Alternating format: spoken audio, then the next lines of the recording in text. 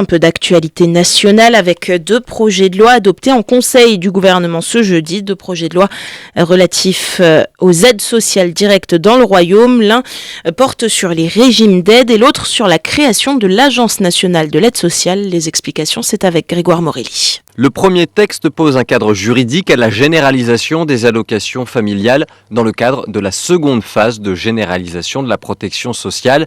Il prévoit 2 types d'aides. L'aide de protection des dangers relatifs à l'enfance d'abord, dont bénéficient les familles qui ont des enfants de moins de 21 ans.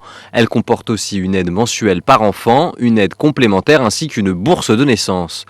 La seconde est une aide forfaitaire destinée aux familles sans enfants ou avec enfants de plus de 21 ans, familles aussi en situation de pauvreté, de vulnérabilité ou qui souffrent des dangers liés à la vieillesse.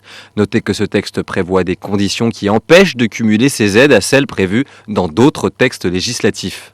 Évoquons maintenant le second projet de loi qui porte sur la création d'une agence nationale de l'aide sociale chargée de la gestion, du suivi et de l'évaluation de ces aides.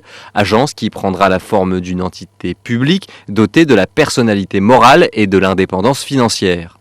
Son siège sera installé à Rabat mais pourra créer des représentations sur tout le territoire national. Cette institution créera des rapports annuels sur ses activités qu'elle devra présenter au roi Mohamed VI.